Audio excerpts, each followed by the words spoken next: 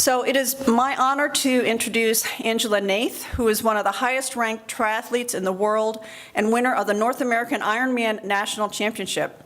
She's also a Lyme warrior who battled back from debilitating symptoms of Lyme disease to place 8th at the Ironman World Championships in 2018. Her organization, I Race Like a Girl, and I love that name, supports women who strives to achieve the goal of becoming an Ironman. So I'd like to introduce Angela Naeth.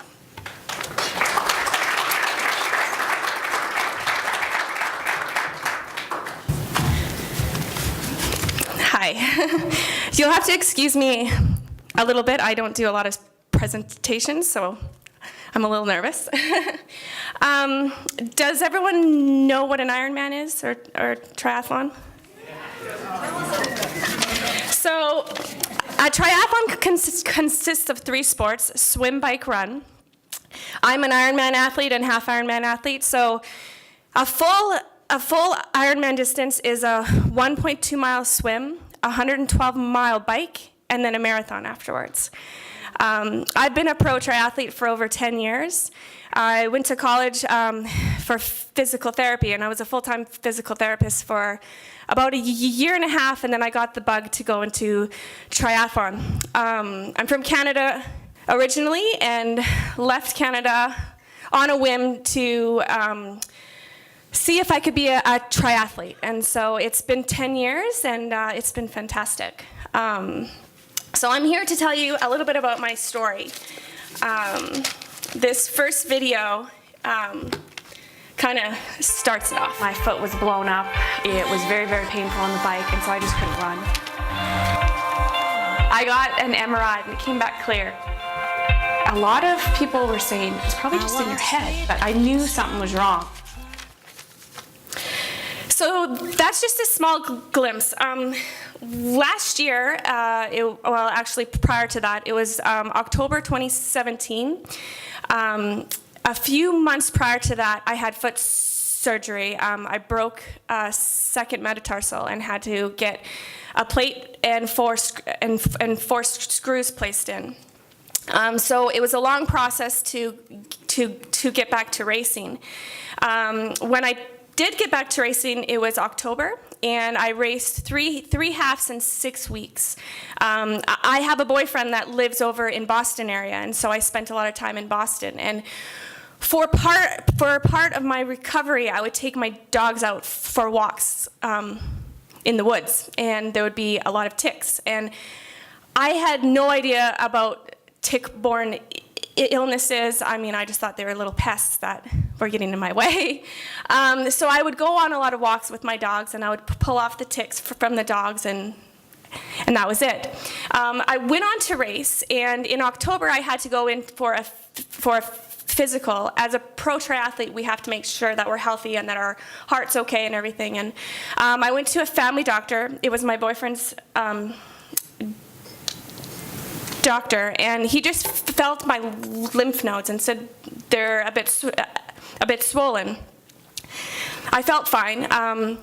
A week later, I got really, really sick, and it was flu-like symptoms, but the biggest thing was my lymph nodes were the size of golf balls, and I've never had that before. As an athlete, if you're sick, you know, I'm pretty in tune with everything. And so I showed my boyfriend at the time, and we just kind of watched it. About 3 to 7 days after that, it was fine. We ended up going overseas to a race in October, and it was a pretty good race, but after the race, I had some really significant quad pain. And we kind of chalked it up to, you know, traveling over to Europe. It was a 14-hour straight flight. We took some sleeping meds. I mean, I could have been distorted. It was the end of a season where I did a lot of racing, and so I took my 2 weeks off and kind of tried to go back into training, and it was just really, really hard. I was getting these odd pains and symptoms. I started not being able to sleep well. My legs would start to burn. At one point, I thought I broke my femur, and I requested an MRI. It just showed inflammation in my muscle.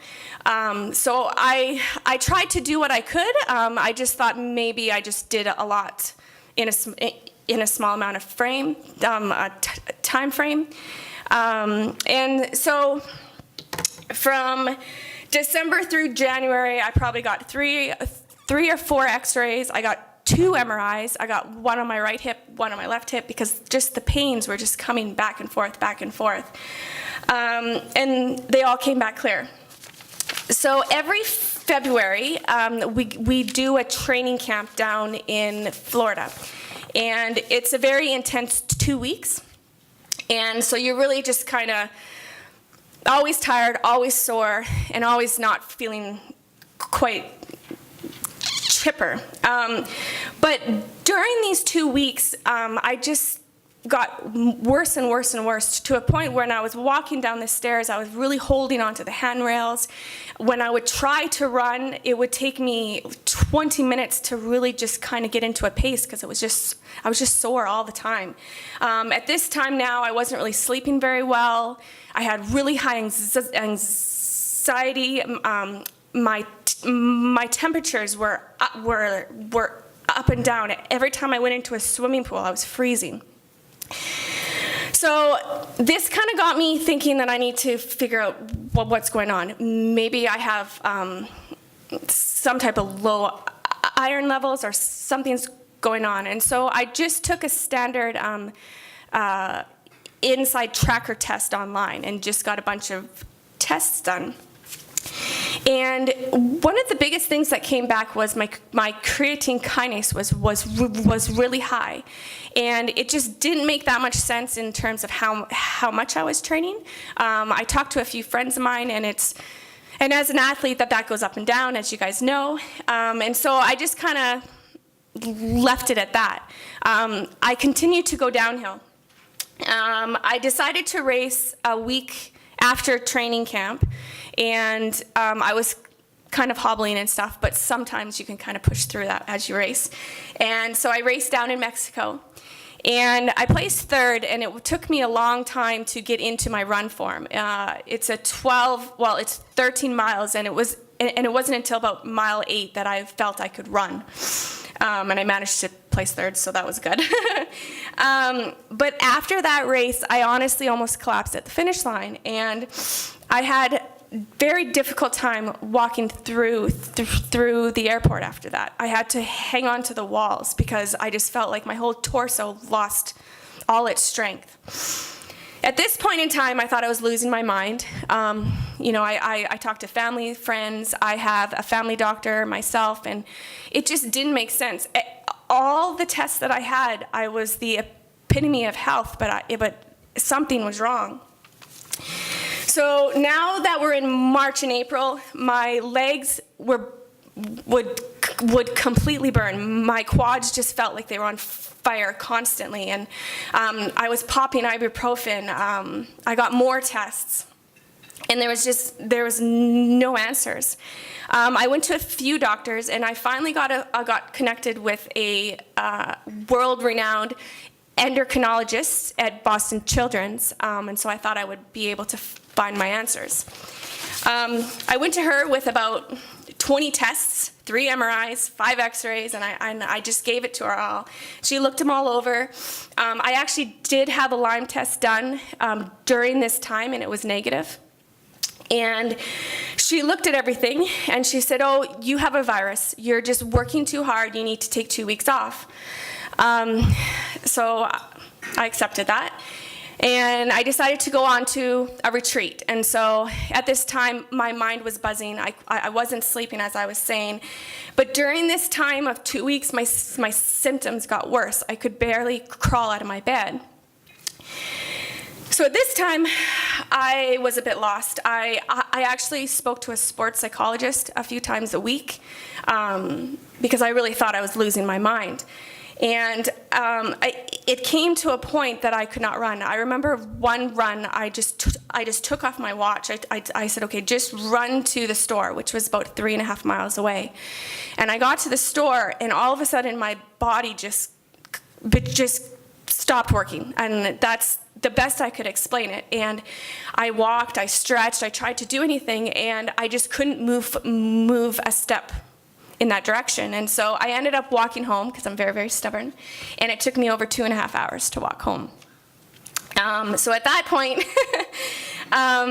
I didn't know what to do, and so I actually spoke with my podiatrist that fixed my foot. He is a triathlete himself, and he really knew me quite well. And I said, "There's something wrong. I don't know who else to go to. I don't know who to talk to. I've been to the doctors." And he said, "Well, I do have a friend that works in a small office, and he specializes in Lyme." And I said, "Oh, I got tested for that. I mean, I'm fine. I don't know what it is." He's like, "Well, you might want to see him because he might see something else." So I had another appointment with the endocrinologist at Boston Children's, and I came back after the 2 weeks, and she's like, "You took it completely off?" And I said, "Yes," and I was getting worse. And so at this point she said, "Well, I've seen this many times, and it's a virus that's going to take a long time, and you're going to have to take a year off." And at that point, it was my career and my life, and I just couldn't do that. And so I decided to go to the doctor that my podiatrist said to go to, and I walked in his office, and I have to laugh because I went to a world-renowned doctor who's known in many of the medical fields and what have you, and I went to some doctor that honestly was just in this small, tiny office. He sees his patients a lot of the time at his home, and I walked in there, and as soon as he saw me, he said, "I'm 99% sure you have Lyme, but I want to do these tests." And so this is where this comes from. I don't know if many of you heard of this or not, but he tested me using DNA connections, and this is what I came up with. And so I had Bartonella, Babesia, and then also Lyme. So from here, he said, there's a variety of ways we can treat this. And I didn't know anything about Lyme, and so I just put everything into him. And so we first hit the Lyme, and then we also hit the Babesia. At this time, if you can imagine, and it's very hard to explain, but when I would try to run, because I had no torso strength, it was like I had 10-pound weights on my ankles, and I was running through snow, and I lost the ability to figure out where my foot was in space. And so when I ran, I honestly ran like this, and I would look at my toes because I felt like I was going to fall each time. So with him, we did a lot of different things, and I don't really have a good spreadsheet of that, but I can probably get it at some point. But I went the aggressive route, I guess you could say. I was on 4 or 5 antibiotics, pretty much right away, an antiparasitic. We looked at heavy metals, we looked at mold, we did a detox route. And at this point in time, so I was on, a gamut of things. And I got really sick at times. I have a place in Colorado, and so I went back to Colorado because I just needed to mentally just get away from everything. And at this time, I had a coach, and obviously things were up and down, and I wasn't training very, very well. And so my boyfriend is also a coach for the same company, and I asked him to coach me because he was with me every single day, and I just didn't know what I could do every day. And he asked me, he said, well, what do you want to do this year? And for 10 years, I've been trying to get to the Ironman World Championships. I had a broken foot at one point, and I started the race, and I wasn't able to finish. And it was always a dream of mine. And I said, I really want to get to Kona. And so right now, it's May. You have to qualify for the championships. I had no points, and I obviously had Lyme disease. So he just looked at me, and without hesitancy, he said, "Okay, we're going to do it." And it was the hope I needed. I needed something to grasp onto at this time because my whole career was gone. I really rely on triathlon as my career. I rely on sponsors and support. And so I was very much derailed. So at this time, it's May. And because I had a diagnosis, it was a relief. And so I started to look at what I could do. And I started to run on an Alter G, which is basically a treadmill where your lower half is inflated and it takes away some of your body weight. So I could actually run in the Alter G at about 50% of my weight. And I started to kind of walk jog. I could not run faster than 12-minute miles, which is basically a brisk walk. But I would tell myself, okay, walk around the pond, try to run around the pond, and as long as it took me, I would do it. I could ride and swim just because I was supported on the bike and also in the water. I took away all watches because I don't know how slow I was going. And there were times I was sick for a week just from all the medications that I was on. So during this time, I actually was connected with a guy named Robert Musson, who is here with me today. And his brother had Lyme, and we were actually just trying to talk about how we got connected, but it was either through some type of social media, because I went public right away, because from my misdiagnosis, I just really wanted to help as many people as I could. And he actually introduced me to CBD oil, and so I started taking that in May and June.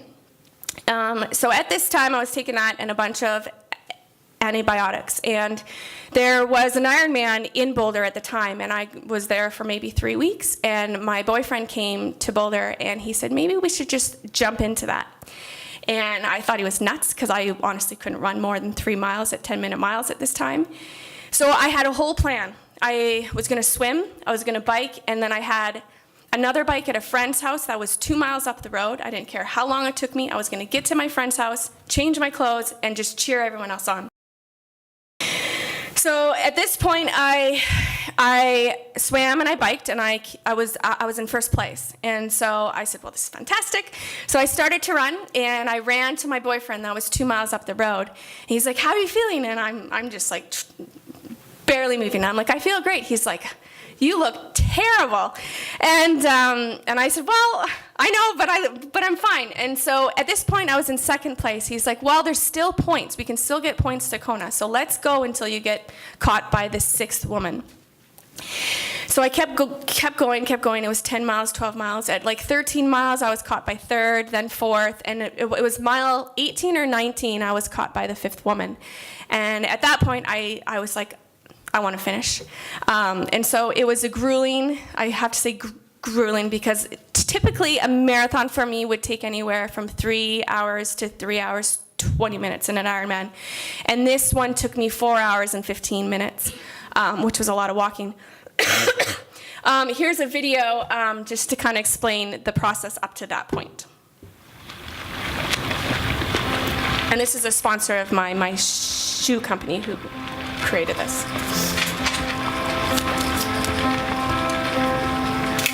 When you play poker, you kind of have to keep this even keel, this like low-key mindset. It's really taught me actually and transferred over to my triathlon, because they're very, very similar in the aspect of your mind. When you do have a pair of aces, you know, you've got to keep calm. I went to Kona about 3 weeks prior to the World Championship event, and on a training run, I felt a pop in my foot. It just was so painful. I got back home, and I went to a specialist, and he's the one that diagnosed a broken second metatarsal.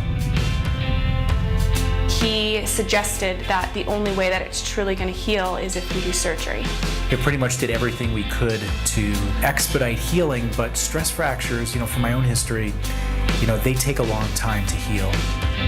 After starting to run, he wanted me to try a different pair of shoes. He suggested Topo athletic shoes, and I absolutely loved them. We did a slow progression, and I was able to race quite a bit, actually. I did 3 halves in 6 weeks. I felt strong and confident, and I was really looking forward to some events in the future. So after that, we went to training camp, and every morning I'd wake up and I would just be really sore. My legs were burning, I was up all night, I was sweating, I was freezing cold if I went in water. I would go to these doctors, I would talk to my coach, I would talk to my boyfriend, my family. It just doesn't make any sense. A lot of people were saying, it's probably just in your head. I honestly thought I was actually losing my mind. Like, it just didn't make sense to me, but I knew something was wrong. So I started reaching out to people that I knew were in the medical field, and one of them was Neil. He said, I'm 90% sure you have Lyme, but we're gonna do another test. Sure enough, it came back with Lyme. Since then, I've been on 2 months of antibiotics, and I'll probably be on them for quite some time. I've seen progressive improvement. I raced Ironman Boulder. I was able to finish and hopefully just continue the momentum forward. It's helped me really go within myself. I've gone through these highs and lows, and I've learned that, you can't just jump into a pair of aces or a pair of twos. You can kind of keep an even keel, and you'll see progression. I have to be able to just kind of live through the process. So that brings us to what I was just speaking about. And so after Ironman Boulder, I actually had a conference call with my doctor back in Boston as well, and I went back over there. And another thing that we decided to put me on was LDN. And I have to say, right now, I'm just on LDN, and I'm on CBD oil, and knock on wood, things have been fantastic. But I just wanted to let you guys know that I started that as well. And so I got some points at Ironman Boulder, and so it was a little bit of hope. I mean, it wasn't many points at all, and I wasn't even close to qualifying for Kona. But there was an Ironman in the UK, which was 4 weeks after Boulder, and there's a bunch of Ironmans, and depending on who races and how many points, you kind of have to look at that. And we saw that the UK race had a very low amount of racers. There was only 3. So we're like, we're going to UK. So we went to the UK, and I placed 3rd. But it was fantastic because I got points for 3rd place. And my improvement in my marathon, I believe I ran 3:50. So it was half an hour faster. From there, I went back to Boston, and I did an Olympic race, which is a much shorter distance. And I actually managed to win it, and it was only a week after this race, which didn't make any sense. But at that point in time, it was almost like something clicked in my body, and I was started to see this improvement. So we decided to look at more of the lists, and there was another Ironman in Sweden. And in Maastricht. And so I flew over there with a friend, and I managed to place 3rd in that race. It was a much better improvement. I felt better. I wasn't by far anywhere close to where I should be, but I was 3rd, and the points in the cutoff was still not enough. So overseas, I actually had another conference call with my doctor and with my boyfriend who was coaching me at the time. And we decided to take me off antibiotics. He said, if you really want to get to Kona, we can try a run without you being on antibiotics, because it's really hindering you. I was extremely nervous, obviously. I've been on now for 3 months, and typically his protocol would have me on them for about 6 months. But I was doing really, really well. And so I said, okay, let's get off it. So right after that race, I got off antibiotics. 2 weeks later, which if you have heard of Ironmans, you don't do an Ironman 2 weeks after another Ironman, and you never do 3 or 4 in a year. I mean, it's just not called for to do, but I was determined. And because I was running so slow, I wasn't doing a lot of damage to my body. So I was using these days more as a long training day. And so I decided to fly over to Sweden. So 13 days after Ironman Maastricht, I jumped into Ironman Sweden. We got off antibiotics right after that race. And again, something changed in me, and I was able to place 3rd once again. And my marathon time went from 350 to 327. And it was just a 2-week time frame. So after that, we had to wait a week to see if I qualified, because it rolls down and there's a bunch of other races. And lo and behold, I qualified for Kona. And I was actually the very last person to qualify. And I qualified by 25 points, and I think I had maybe 4,500 points. So it was this close that I wasn't getting in. So I was over the moon. I was so excited. And I didn't care about the outcome. I didn't care about the race. I was just so happy that the process that I went through and the progress that I was having, I was getting my health back. And that was really key for me. I'm going to click this slide. These are actually pictures of the race. And so I just wanted to show you, this is my boyfriend in the blue. And if it wasn't for him, he went through the thick and thin of it with me. And he was obviously there at the race. So at this time, I was going back and forth with Dr. Satnick, and we decided to test for Marcons in my nose. You guys may know that better than I do. But I was positive. So I was put on a nasal spray, a BEG nasal spray, for I think about a month. And we decided that I would be off of that for Kona as well. So when I went into Kona, I had nothing in me except the CBD oil and the LDN. The race itself, I couldn't have asked for a better race. It was like every other race that I've been to, you always have these expectations of yourself, and you push yourself. And this race, I had no expectation. I had no idea what I could do. And so the entire time, I was just extremely grateful for the help and the support I had, and my health. I mean, I couldn't have asked for that. And so this coming video is, that's the finish line, but you'll see the result of the video. Someone captured it. It was online. I don't think if you asked her 6 months ago if she would be here finishing in 8th place at the Ironman World Championship, that she would have believed that was possible. Yeah, that's a good return right there, and you better believe she's ecstatic. She was also one of our last qualifiers to get in, and she raced a bunch of Ironmans to get there. And there you go, Corinne Abram, and she's coming home. And what a strong athlete, what a strong finish there.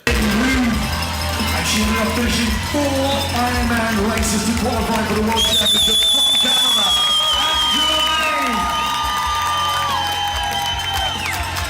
She is the epitome of perseverance and a last qualifier.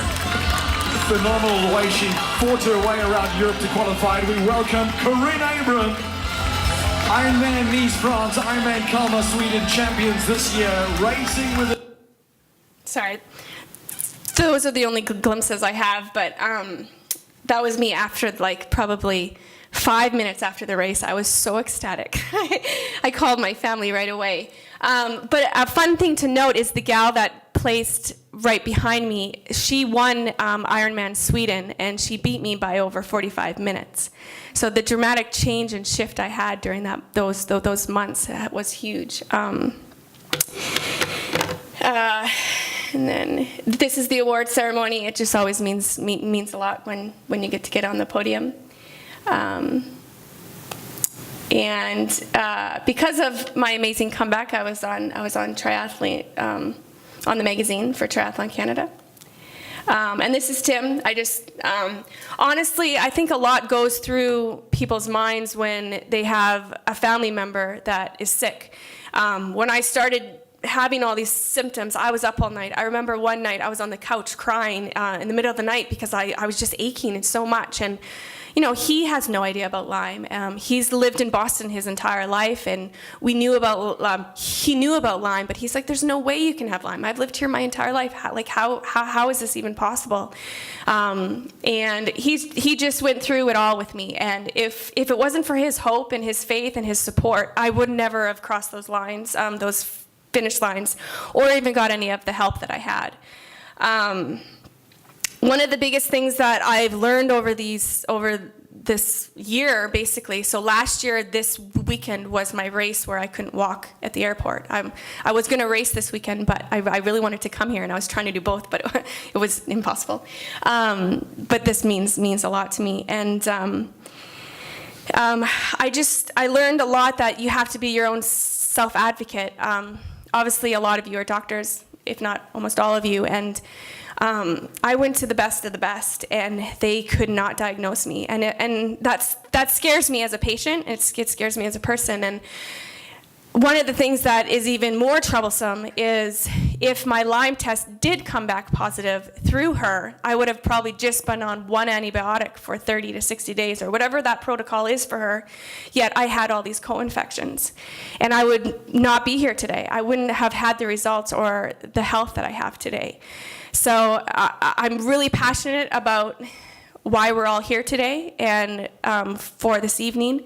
And my goal is to help bring awareness to others. I don't remember a tick bite. The only thing I do recall is there was something on the back of my head, and I scratched it off, and it was bloody. And I'm assuming that that was the tick bite and the actual tick itself. But that was the only thing that I could remember.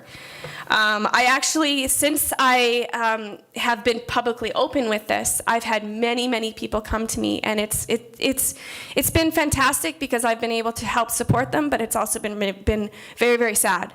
A lot of people go years, as you guys know, without any help, and it's scary. I actually coach a few athletes, and one of the gals was diagnosed with Lyme disease a couple years ago, and she's still having issues, and she's had issues for almost 10 years. That's it. I just wanted to bring this back. I don't know all the diagnostics of how to treat this, but this is what helped me, and so when people come to me, I tell them to get this test. This test is obviously not covered by any of my insurance. I can't tell you how much money I put out this past year. Over $15,000 just for diagnostics and MRIs and what have you. And it was this test that really showed me what was wrong with me. Thanks.